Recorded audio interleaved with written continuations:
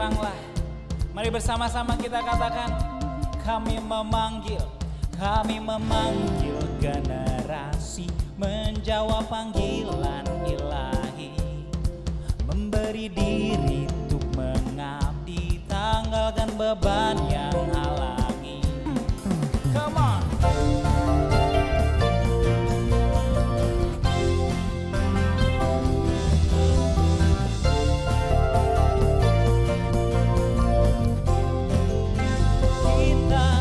Kita diutus bagi dunia, membawa terangnya yang ajaib, untuk menghalau kuasa gelap, memindahkan jiwa ke terang. Dimanapun kau ditegakkan, bersinar dan mari bersama-sama katakan, we will shine arise like a star. Glory and honor be unto your name. There is no other name. Let all the earth declare your name.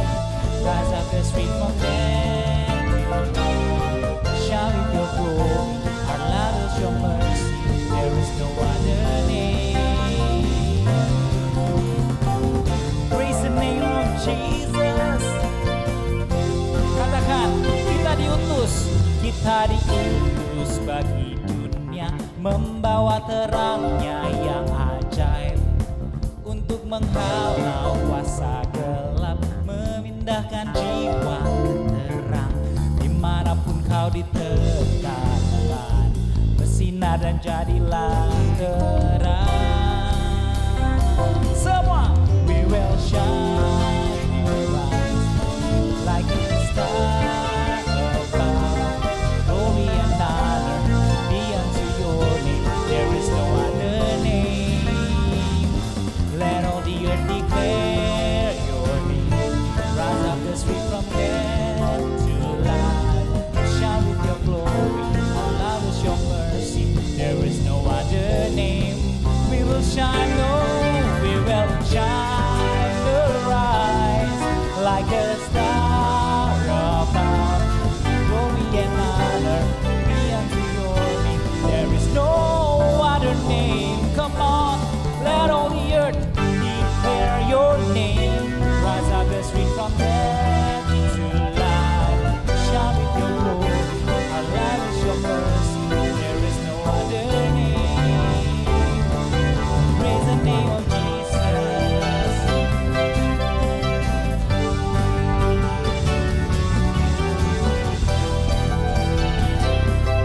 Haleluya.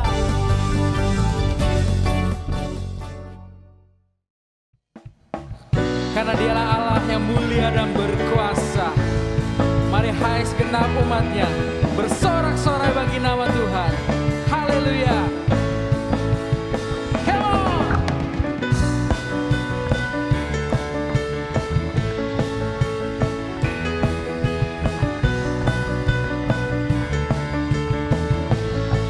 Bersorak-soraklah, bersorak-soraklah bagi nama Tuhan. Hai seluruh bumi, agungkan namanya. Bergembiralah karena kasih-Nya, mengangkat tangan, tinggikan namanya. Bersorak-soraklah bagi nama Tuhan. Hai seluruh bumi, agungkan namanya. Bergembiralah karena kasih-Nya, mengangkat tangan, tinggikan namanya. Jiwaku memuji, mulutku bernyanyi, bermazmur bagi Raja. Mulia berkuasa, hatiku melekat hanya kepadamu. Yesus Tuhan, Raja segala raja. Dialah Raja segala raja.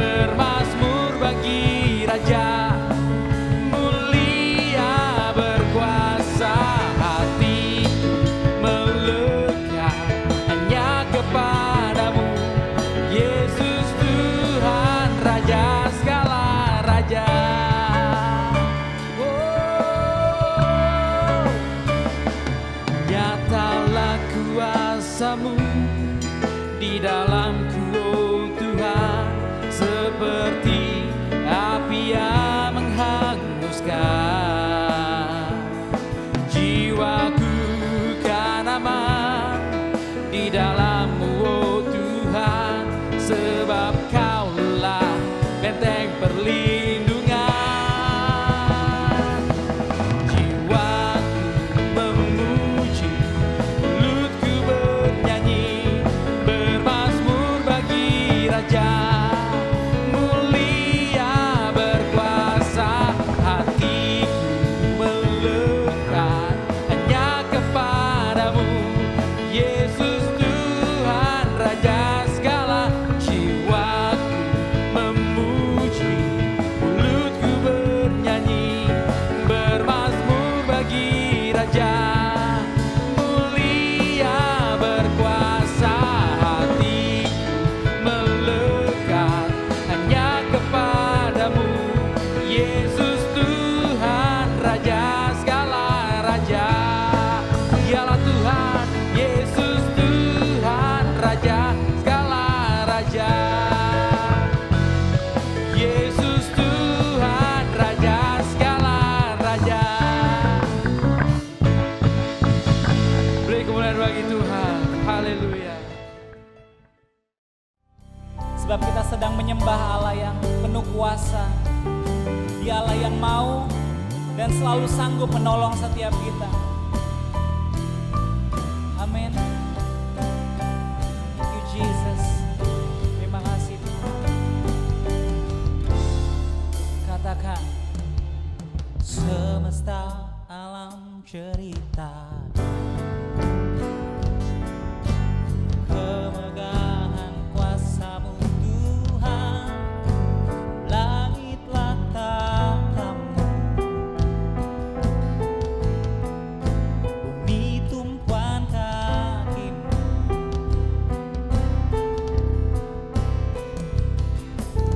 Dalam topan badai Kau hadir, meneguhkan kasih setia-Mu, tak surut langkah-Mu, tak goyah iman-Ku. Mari angkat kedua tangan kita, katakan, selamanya Engkau tetaplah Allahku, takkan tergoyahkan, takkan tergantikan.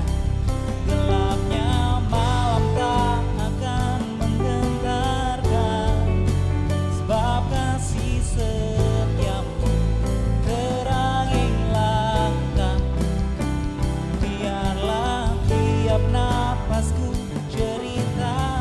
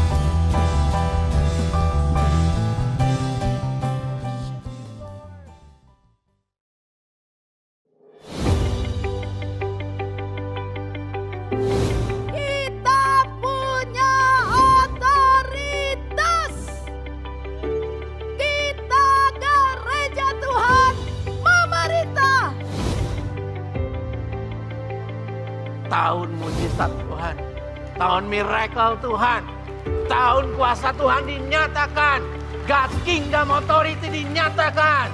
Saya ingin ajak kita semua, saudaraku, jangan terintimidasi dengan situasi, tapi kita bangkit, saudaraku. Kita ambil kuasa Tuhan bersama-sama, menyatakan kuasa itu, menggunakan kuasa itu untuk menyetop segala pekerjaan iblis, untuk mengubah keadaan, mengubah bangsa Indonesia.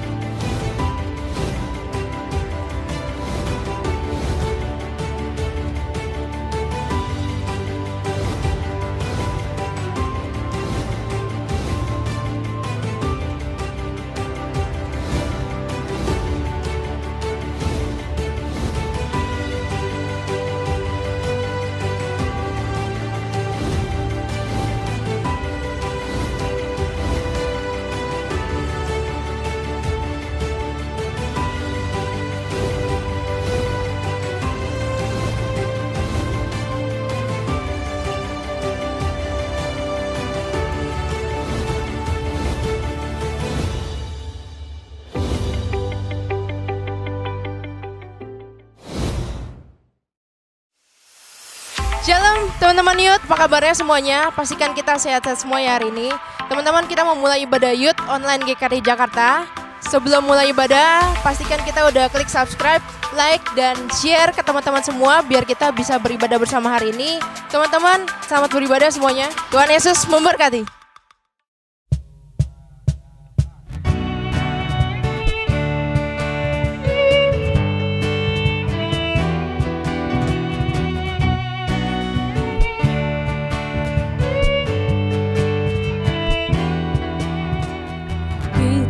Dipilih dan dikuduskan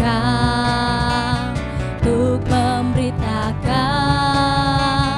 perbuatannya.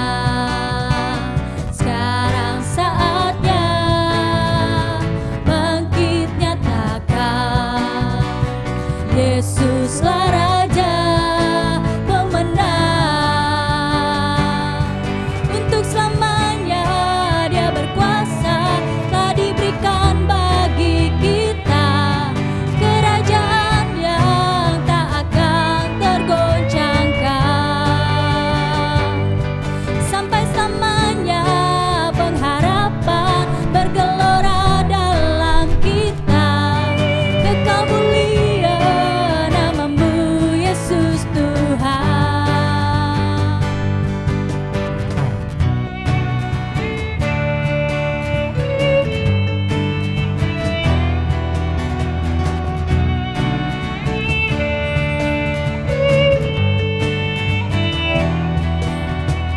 Kita berdiri dengan kuasa, sebab Roh yang dahsyat beserta kita.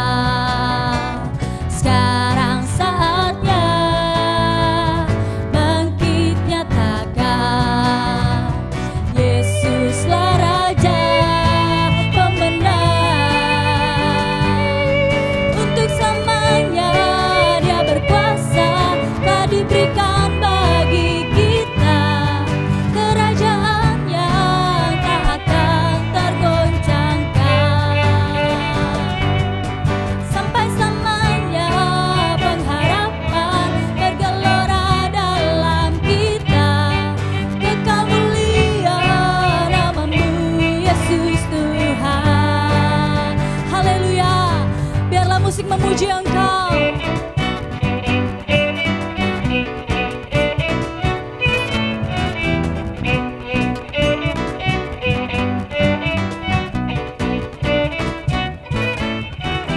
Pam pam pararam param pararam param pararam param param pam pam pararam param pararam param pararam param param. Sekarang saatnya bangkit nyatakan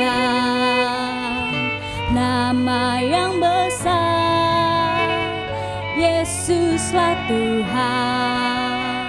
Sekarang saatnya bangkit nyatakan, Yesuslah Raja pemenang. Untuk selamanya Dia berkuasa, tak diberikan bagi kita kerajaan yang tak akan tergoncangkan. Sampai selamanya pengharapan bergelora dalam kita. Kekal mulia namamu Yesus Tuhan. Kekal mulia namamu Yesus Tuhan. Kekal mulia namamu Yesus Tuhan. Pam pam pararam param pararam param pararam param param pam pam pararam param pararam param pararam param param.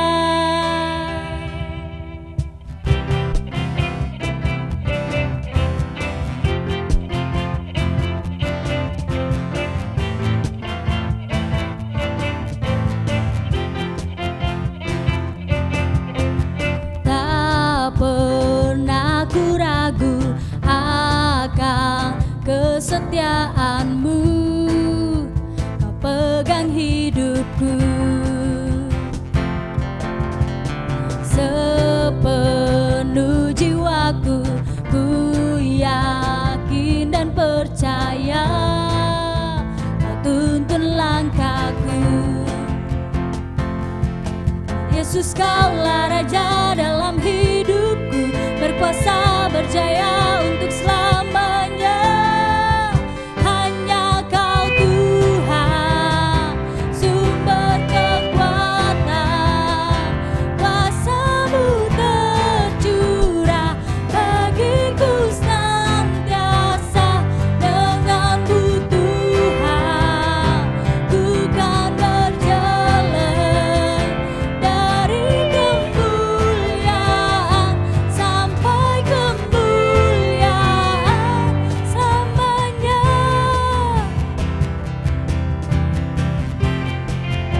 Haleluya Tuhan, kami memuji Engkau dan tidak akan pernah ragu Tuhan. Tak pernah ku ragu akan kesetiaanmu, Kau pegang hidupku. Sepenuh jiwaku ku yakin dan percaya, Kau tuntun langkahku. Yesus, Kaulah Raja dalam hidupku, berkuasa berjaya untuk selamanya. Hanya Kau Tuhan, sumber kekuatan, kuasa-Mu tercurah bagiku senantiasa. Denganmu Tuhan, ku kan berjalan dari kemuliaan sampai kemuliaan selamanya.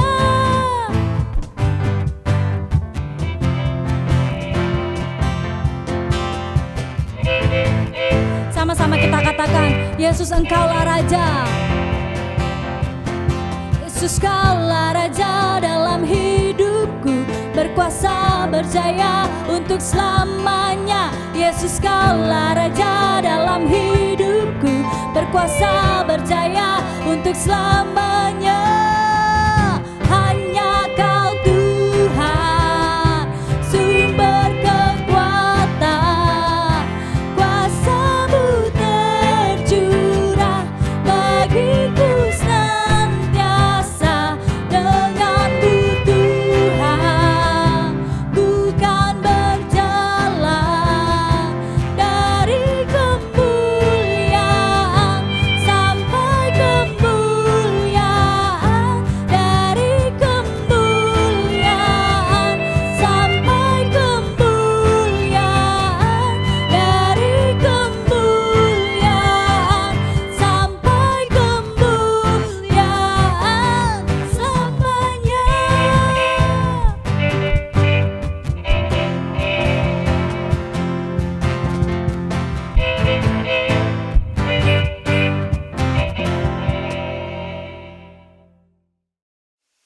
Oke teman-teman youth, kita mau mendengarkan pengumuman. Minggu depan kita masih beribadah bersama di YouTube GKD Jakarta setiap hari Minggu jam 1 siang untuk yang youth. Dan selanjutnya kita mau memberikan persembahan. Teman-teman bisa memberikan persembahan melalui transfer bank BCA atau OVO ataupun GoPay. Mari kita berdoa. Tuhan, terima kasih Tuhan buat ibadah hari ini. Thank you God. Makasih Tuhan, sebentar kamu memberikan persembahan. Tuhan yang pimpin berapa yang harus kami beri. Tuhan yang berkati setiap kami. Kami percaya kami orang yang diberkati. Terlebih kami memberi Tuhan. Thank you God. Tuhan yang terus pakai pemberian kami ini jadi alat untuk rumah Tuhan lebih lagi berkembang, bertumbuh bersama Tuhan. Thank you God. Thank you Jesus. Kami sudah memberi. Haleluya. Amin.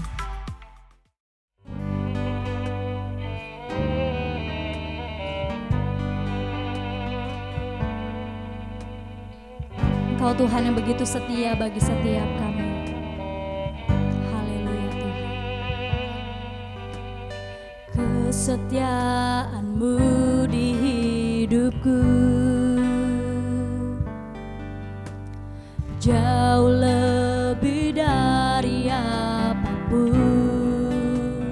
membuatku melihat anugerah ku terima dari-Mu.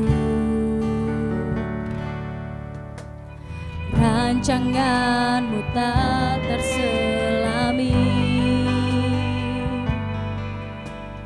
namun Roh-Mu buatku mengerti betapa mulia karunia kasih-Mu padaku.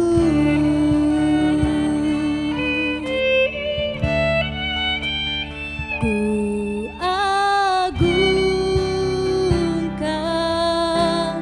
Kau Allah yang hidup, perbuatan-Mu besar, selamatkanku selamanya, kesetiaan-Mu.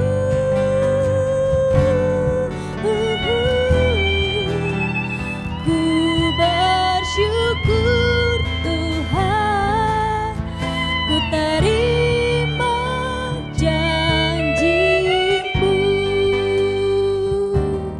Yes, haleluya Tuhan. Kami terima penuh janji-Mu Tuhan.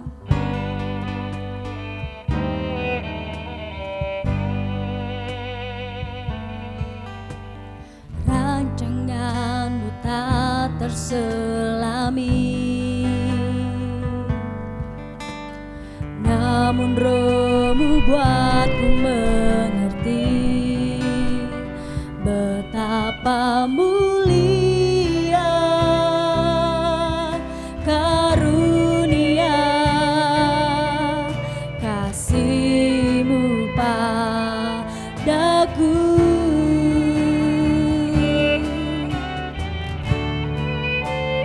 Ku agungkan Kau Allah yang hidup,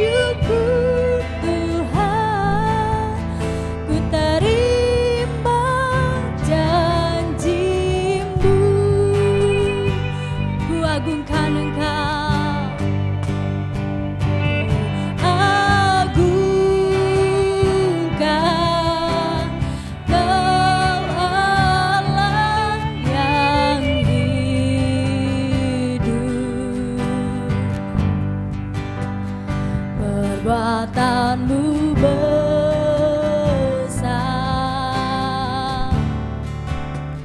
Selamatkanku untuk selamanya, selamanya. Kesetiaanmu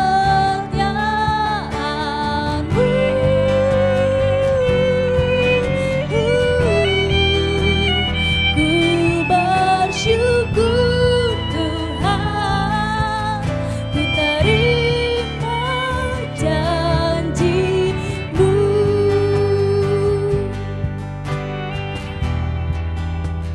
Ku bersyukur Tuhan, ku terima janji-Mu.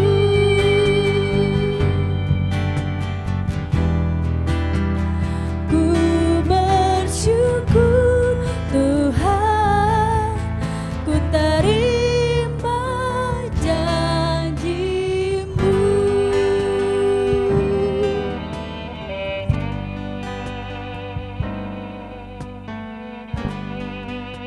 Shalom sekali lagi teman-teman, rekan-rekan muda. Saya percaya setiap kita pasti diberkati Tuhan. Di hari yang cerah ini kita mau mendengarkan firman Tuhan. Sama seperti view yang ada di tempat saya juga sangat cerah sekali hari ini. Dan semoga bisa memberkati setiap teman-teman youth hari ini. Hari ini kita mau belajar firman Tuhan. Temanya adalah satisfied life. Artinya adalah hidup yang terpuaskan. Bagaimana sih supaya manusia mengalami hidup yang puas tuh gimana sih?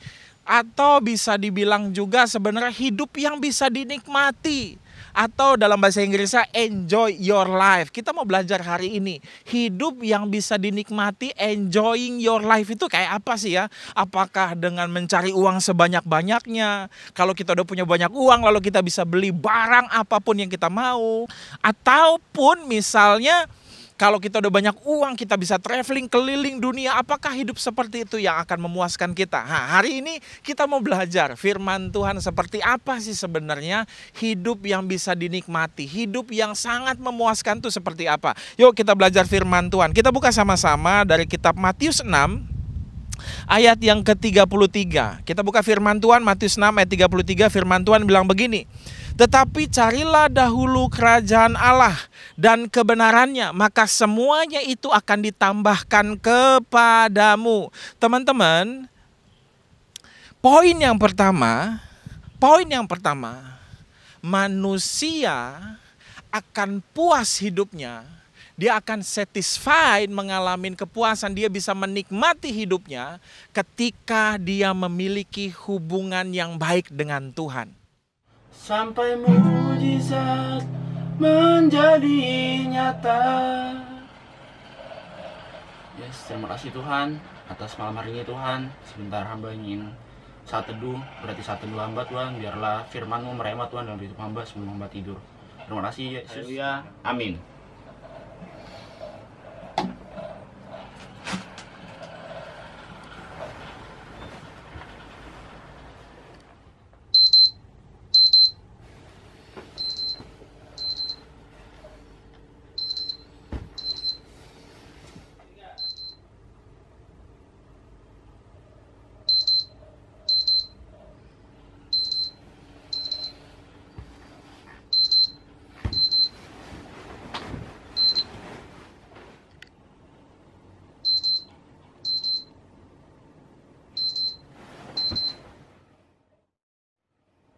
Aduh, jam segini lagi. Tuhan, tahun miracle Tuhan. Amin, amin. Tahun kuasa Tuhan dinyatakan. Amin. God's kingdom authority dinyatakan. Yes. Saya ingin ajak kita semua, saudaraku. Ya, Jangan ya. terintimidasi dengan situasi. Amin. Tapi kita bangkit, saudaraku. Yes, Kita yes. ambil kuasa Amin. Tuhan bersama-sama. Menyatakan kuasa itu. Menggunakan kuasa itu. Untuk menyetop segala pekerjaan Ya. iblis. Amin. Untuk mengubah keadaan. Mengubah bangsa Indonesia. Yes. Punya otoritas. Amin. Kita gereja Tuhan. Yes.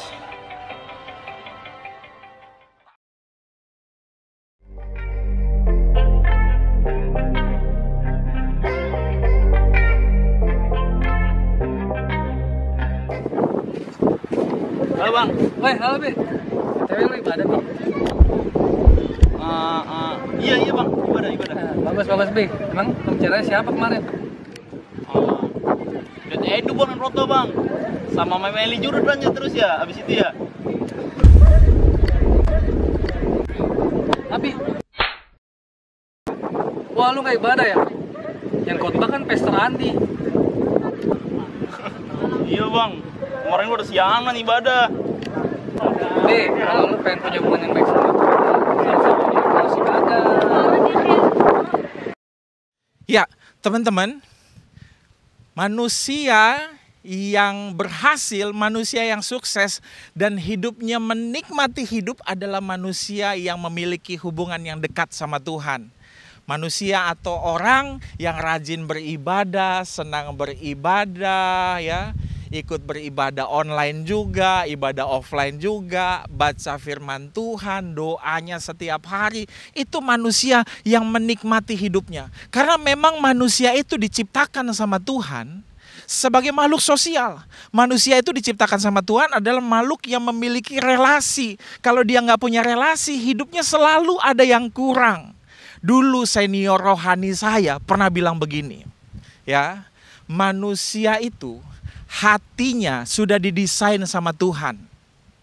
Dia bisa punya apapun, dia bisa memiliki segala sesuatu. Tetapi tetap aja hatinya akan merasa hampa. Karena Tuhan menciptakan hati manusia itu ada satu ruang kosong yang gak bisa diisi oleh apapun. Tapi kalau ruangan itu diisi oleh Tuhan Yesus, maka seluruh hatinya akan mengalami damai sejahtera. Akan mengalami yang namanya kepuasan. Tapi kalau hatinya itu cuma diisi dengan uang, materi, ya kekuasaan, tetap aja hidupnya ada yang rasanya kurang. Padahal hidupnya udah berlimpah. Tapi Tuhan tuh pinter memang. Tuhan itu sudah mendesain hati manusia. Selalu ada satu ruangan yang kosong, yang itu hanya bisa diisi oleh Tuhan Yesus. Maka hidupmu akan puas. Teman-teman, saya mau bagiin bahwa manusia itu diciptakan sama Tuhan adalah sebagai makhluk yang harus berelasi. Baru dia mengalami kenikmatan hidup. Baru dia yang namanya puas dalam hidup.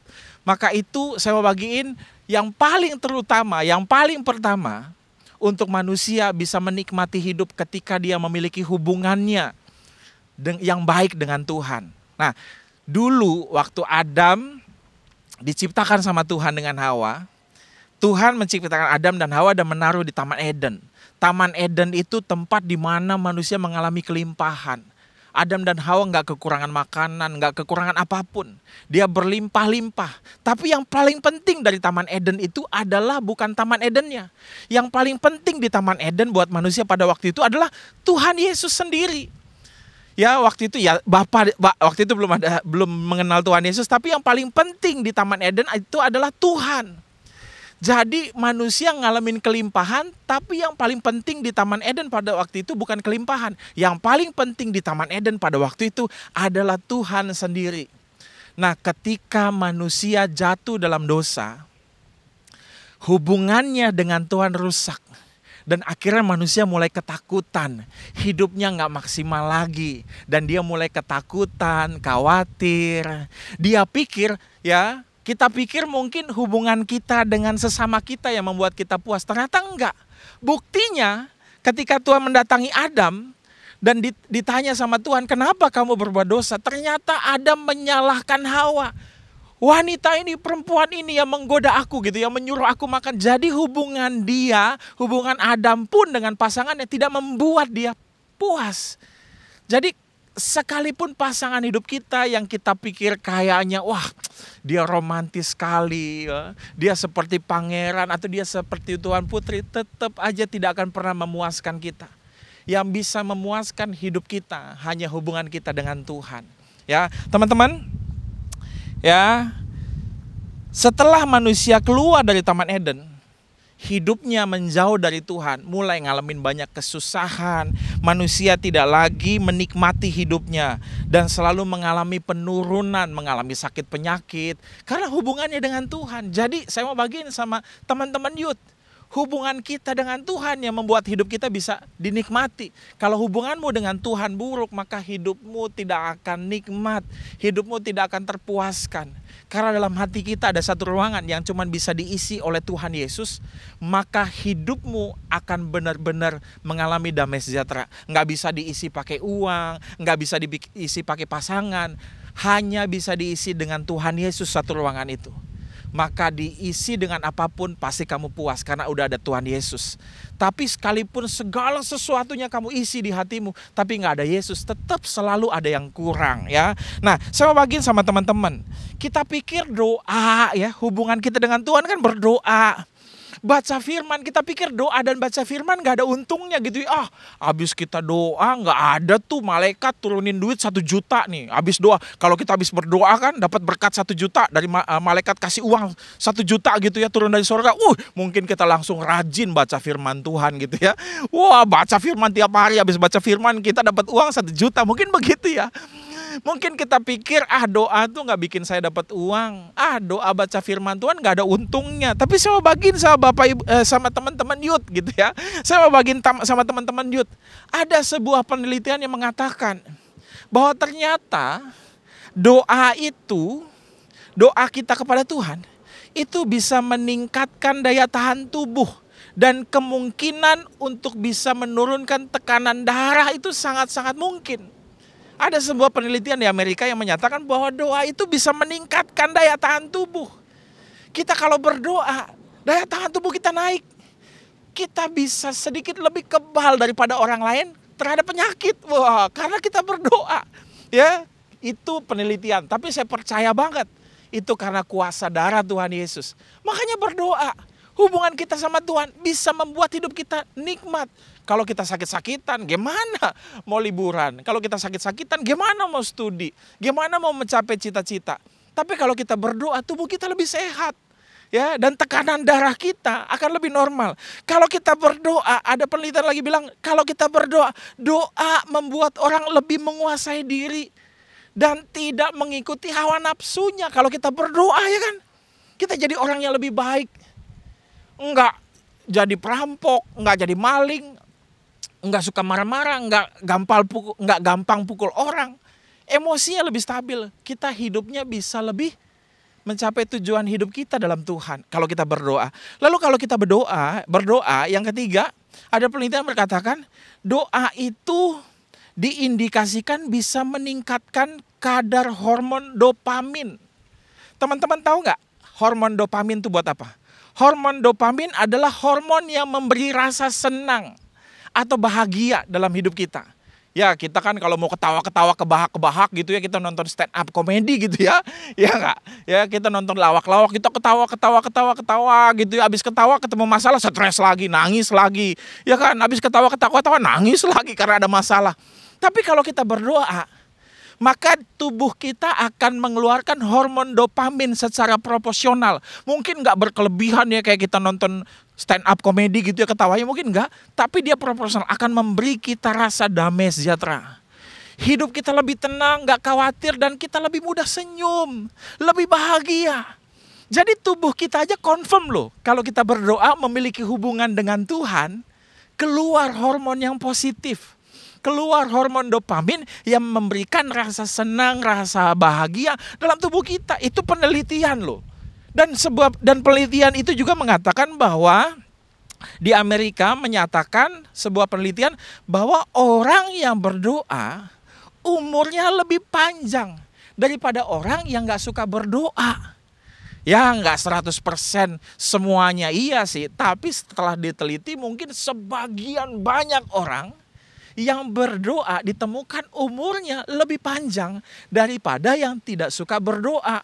Ada yang bilang, bang itu tetangga saya kemarin seneng doa, matinya kenapa? Ya ketabrak bang. Ya kalau ketabrak semua orang juga pasti umurnya pendek kalau ketabrak. Tapi maksudnya apa teman-teman? Maksudnya kalau misalnya kita berdoa, ya nggak ada kecelakaan dalam hidup kita, hidup fine-fine aja, normal-normal aja, tubuh kita jadi lebih sehat, umurnya bisa lebih panjang lagi daripada orang yang tidak berdoa. Jadi doa kita, hubungan pribadi kita dengan Tuhan akan membuat hidup kita lebih maksimal. kita bisa lebih lagi menikmati hidup. Hidup kita lebih puas lagi. Yang paling pertama, supaya hidupmu terpuaskan, engkau harus memiliki hubungan yang baik dengan Tuhan. Jangan lupa berdoa, baca firman Tuhan. Teman-teman youth, mari kita lakukan. Nah, yang kedua teman-teman. Yang kedua, supaya hidup kita mengalami kepuasan hidup. Bisa menikmati hidup kita. Enjoy our life. Yang kedua adalah memperkatakan yang positif. Memperkatakan hal yang baik dalam hidup kita. Kita buka sama-sama firman Tuhan 1 Petrus 3 ayat yang ke-10. Siapa yang mau mencintai hidup dan mau melihat hari-hari baik, ia harus menjaga lidahnya terhadap yang jahat dan bibirnya terhadap ucapan-ucapan yang menipu. Firman Tuhan katakan siapa yang mau mencintai hidup dan mau melihat hari-hari baik, ia harus menjaga lidahnya terhadap yang jahat dan bibirnya terhadap ucapan-ucapan yang menipu. Jadi kalau pengen lihat hari yang baik, pengen mencintai hidup, pengen menikmati hidup, katanya firman Tuhan, kita harus jaga perkataan kita dari perkataan yang negatif, perkataan yang jahat. Kita gantikan dengan perkataan yang baik. Teman-teman, firman Tuhan katakan begini, hidup dan mati di kitab Amsal dikuasai oleh lidah. Jadi hidup dan mati seseorang itu bisa tergantung karena perkataannya. Amin. Amin. Nah, firman Tuhan juga kita buka lagi Markus 11 ayat 23. Firman Tuhan berkata begini. Aku berkata kepadamu, sesungguhnya barang siapa berkata kepada gunung ini, beranjaklah dan tercampaklah ke dalam laut, asal tidak bimbang hatinya, tetapi percaya bahwa apa yang dikatakannya itu akan terjadi, maka hal itu akan terjadi baginya. Firman Tuhan berkata begini loh, ini ayat tentang iman ya, tentang percaya, iman percaya. Tapi sebenarnya di ayat ini kata percaya cuma satu kali. Tapi kata berkatanya ada 3 kali. Aku berkata kepadamu, ada 1 kali berkata. Sesungguhnya barang siapa berkata, ada kata berkata lagi yang kedua. Kepada gunung ini, beranjaklah dan tercampaklah ke dalam laut. Asal tidak bimbang hatinya tetapi percaya bahwa apa yang dikatakannya, ada kata lagi dikatakannya. Bahwa apa yang dikatakannya itu akan terjadi, maka hal itu akan terjadi baginya. Ada 3 kali yang ditulis dengan kata berkata atau dikatakan. Tapi kata percayanya cuma 1 kali. Asal jangan bimbang hatinya tetapi percaya. Teman-teman, seringkali banyak orang hidupnya ditentukan sama mood dalam hatinya. Tapi saya mau bagiin sama teman-teman, hidup yang bisa dinikmati itu bukan ditentukan oleh kondisi atau keadaan hati kita. Hidup yang bisa dinikmati, hidup yang bisa terpuaskan, itu ditentukan dari perkataan. Saya mau bagiin satu statement begini. Mood di hati kita, itu akan mengikuti perkataan kita. Teman-teman, ada banyak anak muda yang hidupnya ditentukan oleh mood-mutan. Ya, sok imut-imut, padahal mah amit-amit gitu ya. Mut-mutan, kayak roller coaster, kadang-kadang bahagia gitu, seneng, kadang-kadang wah tiba-tiba gitu ya nonton film drama, tiba-tiba ada masalah sedikit, tiba-tiba kesenggol dikit, turun langsung moodnya jadi ngerasa aduh saya ngerasa jauh dari Tuhan nih, bilang begitu ya. Aduh saya lagi gak percaya lagi sama Tuhan. Lalu kita pikir kalau hati kita gak percaya, kita pikir kita jadi orang yang gak percaya, gak punya iman. Enggak. Teman-teman, Alkitab bilang begini di Perjanjian Lama, betapa liciknya hati. Kadang-kadang hati kita tuh bisa menipu. Teman-teman, kadang-kadang hati kita nggak baik. Tapi kalau hati kita lagi nggak baik, hati kita moodnya lagi nggak benar, bukan berarti kita jadi nggak benar. Kalau hati kita lagi nggak benar, asal perkataan kita jadi benar, maka hidup kita tetap benar. Makanya mood hati yang gak benar itu akan mengikuti perkataan kita. Kalau kata-kata kita benar, maka hidup kita akan terus tetap benar. 1 kali nih ya, saya lagi aduh rasanya gitu ya di satu hari. Saya gak tahu waktu itu ya, waktu itu masih kuliah. Saya gak tahu waktu itu rasanya hari itu kayaknya buruk sekali. Suasana hati saya bete banget. Begitu pulang ke rumah, makan, nyokap cuman masak ikan asin. Lalu pakai sayur kangkung, pakai sambelnya nggak pedes lagi. Kata mama saya kalau mau pedes sambelnya dicolok di mata, pedes tuh, ya kan? Ya semua juga mak pedes mak, nggak usah sambel, tangan aja dicolok pakai mata pedes, apalagi sambel dicolok pakai mata, bilang gitu ya. Jadi Kayak gitu. Jadi cuma ikan asin, pakai sambal sama sayur dan kangkung. Aduh, udah saya bete banget. Capek, males. Saya pulang, makanan gak enak. Dan mama saya heran dulu tuh mama saya. Tiap kali saya puasa gitu ya, saya tahan-tahan. Kenapa kalau saya puasa makanannya enak melulu dia masak. Giliran saya lagi nggak puasa, ikan asin saudara teman-teman gitu ya. Jadi saya lagi puasa ayam goreng, pakai tempe sama sambal, sayurnya sop. Ini pas lagi nggak puasa, saya lagi bete-bete, berharap pulang makan daging ayam, masak kalau nggak ikan teri pakai tempe gitu, itu kesukaan saya banget. Cuman ikan asin. Akhirnya apa yang terjadi? Saya bete banget, saya kesel banget, dalam hati dongkol banget. Tapi saya masuk kamar, saya baca Alkitab, Daud pernah bilang begini, bangkitlah hai jiwaku. Daud mengucapkan sama dirinya sendiri, bangkitlah hai jiwaku. Jadi hari itu saya berdoa tuh. Sepanjang sekitar 5-7 menit saya ngomong begini, hai jiwaku bangkit, hai jiwaku bangkit. Saya lagi tiduran di kamar saya bangkit. Saya keliling kamar saya sambil lompat-lompat, saya bilang bangkit jiwaku, bangkit jiwaku. Tiba-tiba rasa bete saya hilang, saya penuh dengan pujian, malah jadi doa. Doa sekitar sampai setengah jam, 40 menit malah saya berdoa. Dan keluar dari kamar doa, saya semangat lagi.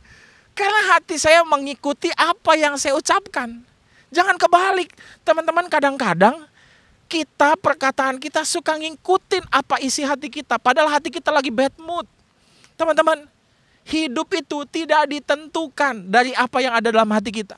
Tapi hidup itu ditentukan sebenarnya dari apa yang kita katakan. Makanya Alkitab bilang, hidup dan mati dikuasai oleh lidah, oleh perkataan. Maka itu teman-teman muda, ini kan banyak anak-anak muda dibilang mut-mutan, anak muda tuh nggak stabil, nggak dewasa, ya suka bete-betean, apa semua segala macam. Nah, saya mau bagiin, jadilah anak muda yang dewasa. Jangan ngikutin apa kata hatimu, tapi ikutin apa kata kebenaran. Kebenaran berkata bahwa setiap kita harus memperkatakan firman Tuhan, memperkatakan hal yang positif. Apa yang harus dikatakan dari hal yang positif? Perkatakanlah firman Tuhan. Ucapkan berkat. Katakan bahwa saya akan pasti jadi kepala. Sekolah saya pasti tinggi. Pekerjaan nanti saya adalah pekerjaan yang diberkati. Saya akan menjadi berkat buat banyak orang. Amin. Bisa, Bi. Tetapnya ya. Siap Bang Ganteng. Ya.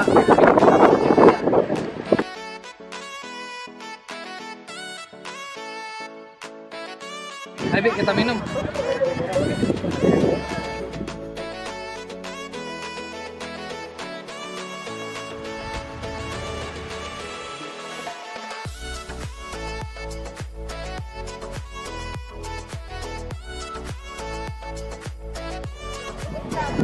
Ya, habis. Sorry, kelupaan.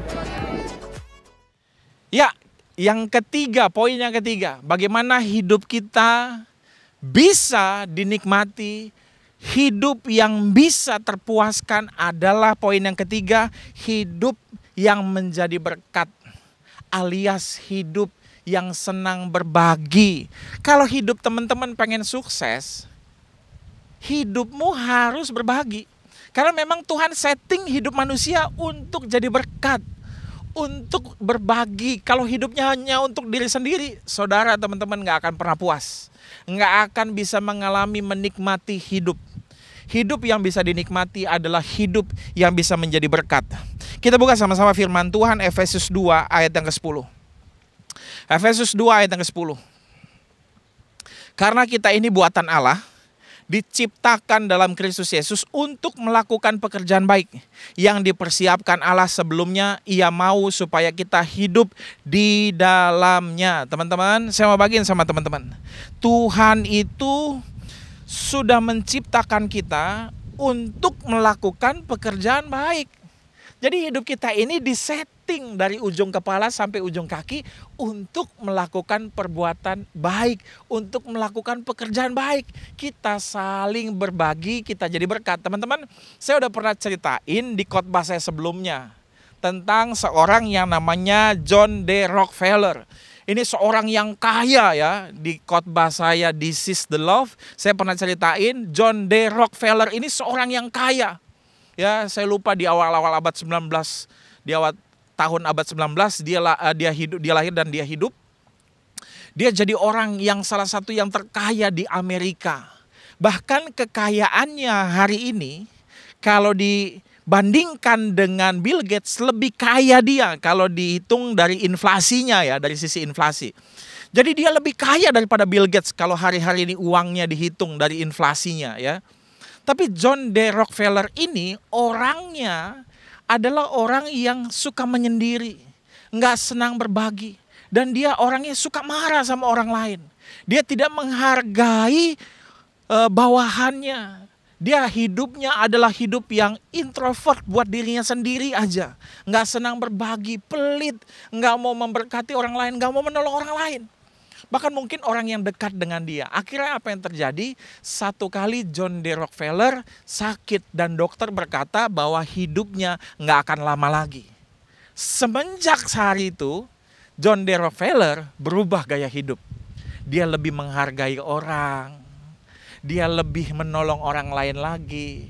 Berbagi-bagi kepada orang lain dengan apa yang dia punya, uangnya, ya, apa kekayaan yang dia punya. Dia mulai berbagi walaupun gak banyak, tapi dia mulai berbagi. Dan itulah benar tadi yang saya mau sampaikan. Ketika dia mulai berbagi gitu ya, ketika dia mulai menjadi berkat, saya nggak tahu bagaimana, tapi tubuhnya mungkin bereaksi hal-hal yang positif dan akhirnya dia bisa hidup panjang sampai umur 80 tahunan. Setelah dokter memvonis, dia tidak jadi mati, dia masih hidup berpuluh-puluh tahun kemudian. Ketika hidupnya mulai berbagi, sharing buat orang lain, caring buat orang lain. Karena memang tujuan hidup kita, tujuannya salah satunya adalah menjadi berkat. Teman-teman, sebelum saya lanjutkan, kita mau lihat satu video klip ini. Ada seorang pelari ya yang bernama Bisau Braima Dabo yang bisa menjadi juara satu, tapi karena dia menolong rivalnya yang bernama Aruban Jonathan, akhirnya dia tidak mendapatkan gelar juara dan dia menolong rivalnya atau rekan negara lainnya yang mengalami cedera sampai ke garis finish. Ini video kesaksiannya, mari kita saksikan. Sukar Dabo of Guinea-Bissau is literally dragging the brave Aruban Jonathan Busby to the finish line. They are going to finish together here. The crowd are on their feet. Anybody who's able, standing to salute this outstanding demonstration of sportsmanship and camaraderie. They didn't travel here to drop out. They travelled here to finish. Brahma Sukar Dabo and Jonathan Busby, to a huge ovation from this massive crowd in Doha, have finished the 5,000 metres. And what a demonstration of the esprit de corps and the friendship that exists between runners of all levels from all countries around the world.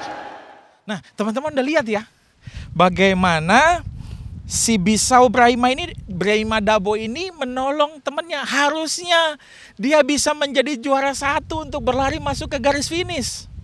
Tapi karena dia menolong lawannya yang cedera, dia nolongin temannya untuk akhirnya membopong dia ya sampai ke garis finish dan dia tidak menjadi juara satu. Kejadian waktu itu adalah kejadian Olimpiade di Doha. Teman-teman, yang uniknya adalah seperti ini. Hari itu semua orang melihat Bisau Braima Dabo. Bahkan hari itu orang lupa sama siapa yang jadi juara satu. Semua orang melihat Bisau Braima Dabo. Bahkan ini dimasukkan di YouTube, diambil oleh panitia Olimpiade, dijadikan inspirasi, bahkan semua dunia bahkan menonton dia. Hari itu bahkan orang nggak kenal siapa sih yang jadi juara satu di juara lari cabang itu, orang nggak ada yang tahu. Tapi orang tahu ya, dibuat videonya, orang tahu siapa itu Bisau Braima Dabo. Orang kenal dia. Oh, ini orang yang nolongin waktu itu musuhnya yang sedang cedera sampai lari ke garis finish. Teman-teman, memang bagus sih untuk menjadi yang terbaik. Tapi kadang-kadang kalau hidupmu hanya sekedar mengejar menjadi yang terbaik, hidupmu belum maksimal. Hidup yang maksimal yang membuat kamu terpuaskan, yang membuat kamu bisa menikmati hidup adalah ketika kamu menjadi yang terbaik dan lebih baik lagi kamu berbagi kepada orang lain. Amin. Amin. Ya memang sih kita harus jadi juara 1. Masa sekolah muridnya 47, rankingnya 48, ya enggak? Itu ranking 47-nya siapa? Gitu. Ya. Masa kita kalah sama roh jahat? Ada roh jahat di kelas itu dong, kan 47 muridnya. Ya, tapi kita ranking 48. Ya ampun, lebih bodoh lagi gitu ya. Bahkan ada orang tua bilang begini, ya ampun Pak, ini anak ampun gitu ya. Setan apa? Kalau dibilang, ya masa setan bisa bertobat, anak ini lebih buruk daripada setan. Ya kita nggak mau begitu ya. Kita nggak mau hancur begitu, kita pengen gitu ya. Jadi anak yang baik, ranking 1 gitu ya. Bahkan jadi 10 besar deh, ya nggak? Tapi ya kalau cuman berguna buat diri sendiri, itu nggak menyenangkan teman-teman. Kalau kita ranking 1 atau 10 besar, ayo maksimalin. Yuk ajak teman-teman yuk datang ke rumah, bikin kelas private sama mereka. Lu kurangnya di mana sih? Bahasa Inggris lu buruk ya gitu ya. Sini yuk belajar sama gua, bahasa Inggris gua bagus. Itu yang luar biasa. Kalau kita ranking 2 gitu ya, ranking 5, kita bagus di matematika. Ajak teman-teman kita belajar. IP kita 3,7. Waduh, luar biasa. Ya, cum laude itu IP-nya 3,8. Tiap kali kita masuk kelas, wih pinter, tapi sombong sih. Ya apa yang mau dibanggain? Pinter tapi sombong. Tapi dibilang gini, pinter, tiap masuk kelas dia ngajarin teman-temannya. Apalagi pas ujian, dia bagi-bagi soal jawaban. Jangan begitu ya, jangan begitu. Itu nggak jadi berkat. Tapi buatlah begini ya, buatlah begini.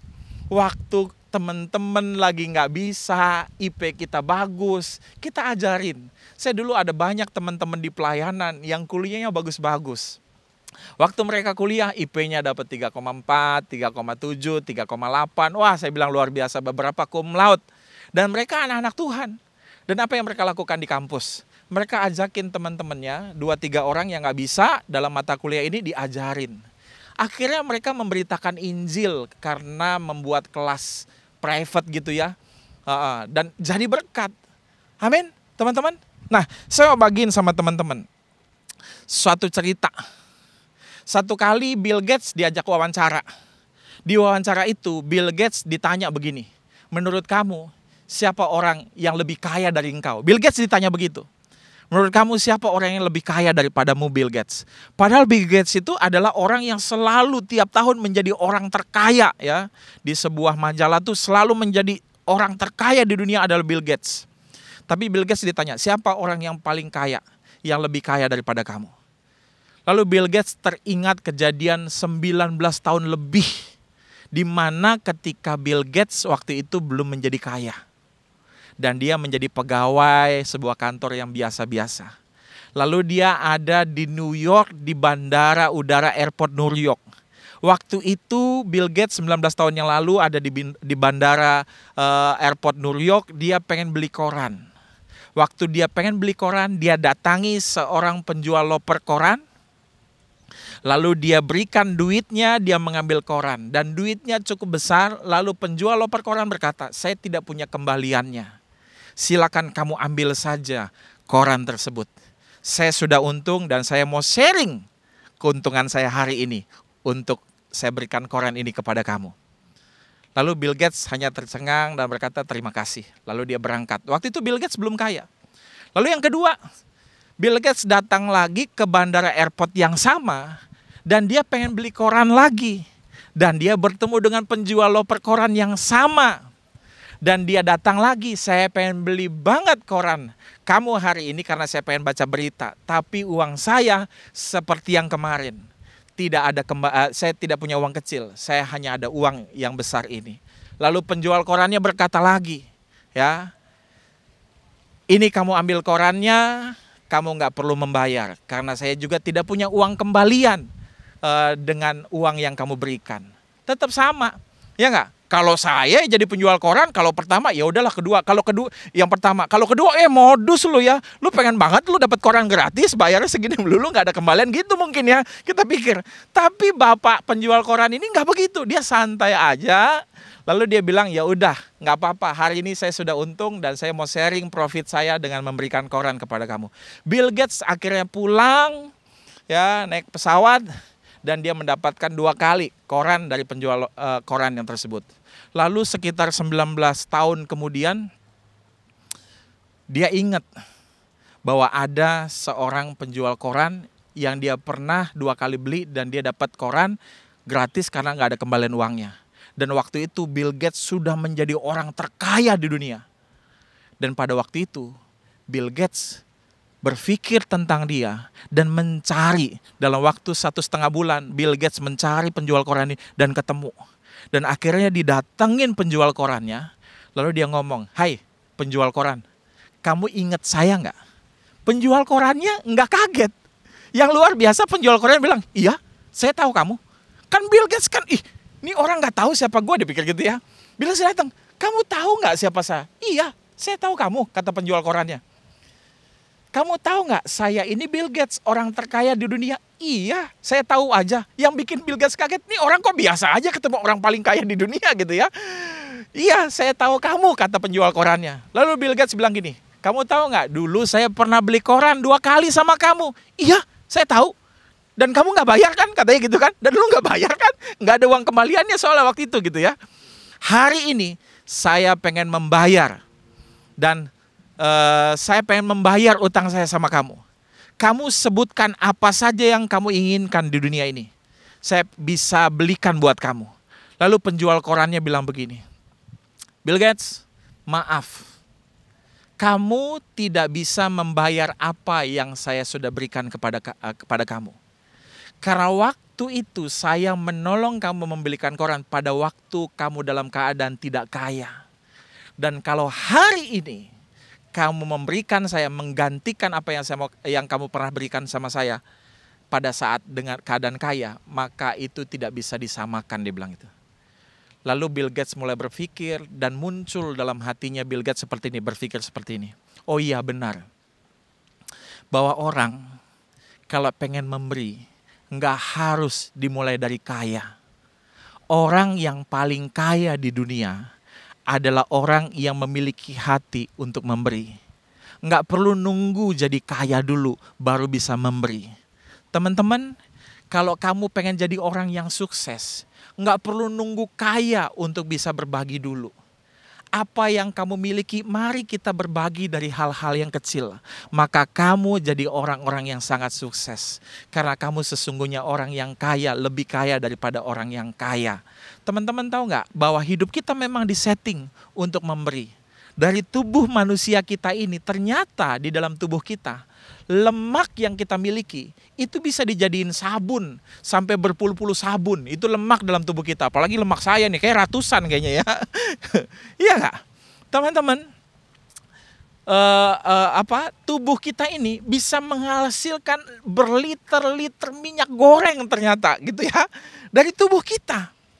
Dan di dalam tubuh kita itu bisa menghasilkan vitamin B, vitamin C, dan vitamin D sampai beratus-ratus pil. Jadi tubuh kita itu memiliki energi dan sumber yang begitu luar biasa diciptakan sama Tuhan. Itu masih tubuh fisik loh. Belum yang kedua, pikiran kita. Pikiran kita itu bisa menghasilkan ide-ide yang tidak terbatas dan bisa dibagikan kepada banyak orang. Jadi memang benar Tuhan itu menciptakan kita untuk melakukan pekerjaan baik supaya kita bisa berbagi kepada banyak orang. Amin. Ya, dari tubuh kita banyak yang bisa kita berikan. Pikiran kita, ya kan, tenaga kita, belum lagi tenaga manusia itu bisa mengangkat berat sampai dari yang paling maksimal ya, dari 100 sampai 150 kilogram. Kalau ada teman kita yang pindahan, angkat-angkat lemari, angkat-angkat tempat tidur, kita bisa bantuin, ayo bantuin. Karena memang hidup kita dipanggil Tuhan untuk melakukan pekerjaan yang baik. Hidup bisa dinikmati kalau kita bisa berbagi, sharing and caring. Mari teman-teman, 3 poin ini. Kalau hidupmu pengen terpuaskan, Kalau hidupmu ingin diberkati, kalau hidupmu ingin dinikmati, yang pertama adalah hidup yang memiliki hubungan yang dekat sama Tuhan. Yang kedua, hidup yang memperkatakan hal yang positif dengan memperkatakan firman Tuhan. Isi mulut kita dengan ucapan-ucapan yang baik supaya kita bisa menikmati hari yang baik. Yang ketiga adalah hidup yang menjadi berkat atau berbagi. Jangan hidup hanya untuk diri sendiri. Maka itu kita dipanggil juga untuk menjadi pelayan Tuhan dimanapun kita berada. Itu saja yang saya mau sampaikan. Semoga hari ini bisa menjadi berkat buat setiap kita. Mari kita bersatu dalam doa. Yes. Kami bersyukur buat kebaikan-Mu Tuhan. Ajari setiap kami boleh berjalan di dalam hidup yang Tuhan tentukan. Hidup yang kami bisa nikmati, hidup yang kami mengalami kepuasan di dalam Tuhan. Dari masa muda kami Tuhan. Mari Tuhan ajari setiap kami. Kalau saat ini ada di antara rekan-rekan muda, anak-anak muda di tempat ini, dimanapun kamu berada yang menyaksikan tayangan ini, engkau memiliki pergumulan dalam hidupmu, engkau mengalami kekecewaan, engkau tidak mengalami terobosan atau jalan keluar dengan perkara atau pergumulanmu hari ini. Engkau punya banyak masalah, engkau punya banyak mengalami jalan buntu. Hari ini engkau rindu didoakan. Hari ini engkau rindu mengalami pemulihan. Saya mau katakan, angkat tanganmu di tempat. Karena hari ini sesungguhnya engkau membutuhkan Tuhan. Hubunganmu dengan Tuhan mungkin perlu diperbaiki kembali. Mungkin hari-hari ini engkau lupa untuk berdoa, bersaat teduh, lupa untuk mengalami kasih Tuhan. Hari ini siapapun engkau dan dimanapun engkau, kalau engkau membutuhkan kasih Tuhan, angkat tanganmu di tempat saja. Hari ini saya mau berdoa buat setiap saudara. Bapak hamba berdoa buat setiap mereka yang mengangkat tangannya, berkati mereka. Supaya saat ini ketika mereka menyaksikan tayangan ini, mereka semua dijamah oleh jamahan-Mu Tuhan. Mengalami kasih Tuhan. Hubungannya dengan Engkau yang selama ini retak, dikembalikan lagi. Karena sesungguhnya Tuhan tidak jauh. Tuhan ada dekat dengan setiap kami. Hamba berdoa mereka yang mengangkat tangan, yang mempunyai pergumulan yang berat. Angkat setiap bebannya Tuhan. Dan berikan Tuhan kelegaan, keringanan dalam hatinya. Dan hamba berdoa berikan mereka juga jalan keluar atas setiap pergumulan mereka. Terima kasih Tuhan, terima kasih. Kalau ada di antara teman-teman hari ini yang belum pernah mengundang Yesus masuk dalam hatimu, dan hari ini engkau rindu mengenal Tuhan Yesus dan mau mengundang Tuhan Yesus masuk dalam hidupmu, mari angkat tanganmu di tempat dan ikuti doa saya dengan suara yang keras. Katakan, Tuhan Yesus, saya orang berdosa. Saya mengakui dosa saya Tuhan. Ampuni saya Tuhan. Saat ini saya membuka hati saya. Tuhan Yesus, masuk dalam hati saya. Dan masuklah dalam hidup saya. Jadilah Tuhan dan juru selamat dalam hidup saya. Terima kasih Tuhan, saya sudah diselamatkan. Terima kasih Tuhan. Ya, rekan-rekan, hari ini kita akan perjamuan kudus. Mari setiap kita datang kepada Tuhan. Kita siapkan hati kita untuk menerima perjamuan yang daripada Tuhan. Pada malam sebelum Tuhan Yesus disalibkan, ia berkumpul bersama-sama dengan muridnya, mengadakan perjamuan. Lalu Tuhan mengambil roti serta memecah-mecahkannya dan berkata, inilah tubuhku yang dipecahkan bagi engkau. Makanlah ini supaya ini menjadi peringatan akan aku. Kita percaya bahwa roti yang kita pegang ini adalah daging Tuhan, adalah tubuh Tuhan. Dan kita percaya ketika kita memakan tubuh Tuhan, kita akan mengalami kesembuhan, kita akan mengalami kekuatan. Karena tubuh Tuhan yang sehat akan memberikan kita kekuatan. Sehingga tubuh kita yang sakit menjadi sembuh. Ketika kita memakannya, kita menjadi satu tubuh bersama dengan Kristus. Mari kita percaya bahwa inilah tubuh Kristus, mari kita makan tubuh Kristus yang ada di tangan kita. Dalam nama Tuhan Yesus, makanlah. Lalu Tuhan mengambil cawan yang berisi anggur, mengangkatnya serta berkata, inilah darahku yang menjadi darah di perjanjian yang baru. Sebagai penebusan akan dosa-dosamu. Minumlah ini supaya ini pun menjadi peringatan akan aku. Kita percaya bahwa darah Tuhan yang sudah membeli lunas segala dosa kita. yang membeli kita lunas dari segala kutuk, keterikatan, dan segala hukum dosa.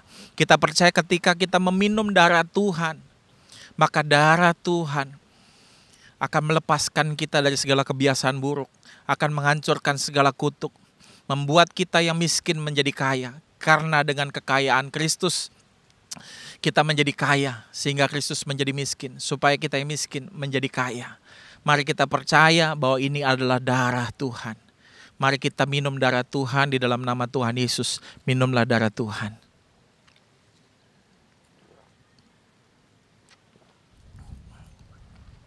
Terima kasih Tuhan Yesus buat tubuh dan darah-Mu yang sudah kami nikmati dan kami percaya. Persekutuan dengan Tuhan melalui perjamuan kudus ketika kami meminum dan memakan darah dan tubuh Kristus, itu membuat kami semakin menjadi serupa dengan Kristus, membuat kami semakin menyatu, sehingga kami percaya bahwa kami berjalan di dalam jalan-jalannya Tuhan. Terima kasih Tuhan. Mari rekan-rekan Youth, kita mau tutup ibadah kita, mari kita angkat kedua tangan kita mau terima doa berkat, mari kita datang kepada Tuhan. Biarlah berkat damai sejahtera daripada Bapa, kasih daripada Tuhan Yesus yang begitu sempurna di kayu salib dan bangkit pada hari ketiga untuk menebus dan membenarkan setiap kita, dan juga pengurapan penyertaan serta kekuatan yang daripada Roh Kudus itu menyertai setiap kita sampai Tuhan Yesus datang kedua kalinya dan sampai selama-lamanya. Kami sambut berkat-Mu Tuhan, di dalam nama Tuhan Yesus kami berdoa. Sama-sama kita katakan, amin. Puji Tuhan, kita sudah selesai ibadah online hari ini. Sampai jumpa di ibadah online berikutnya. Tuhan Yesus memberkati.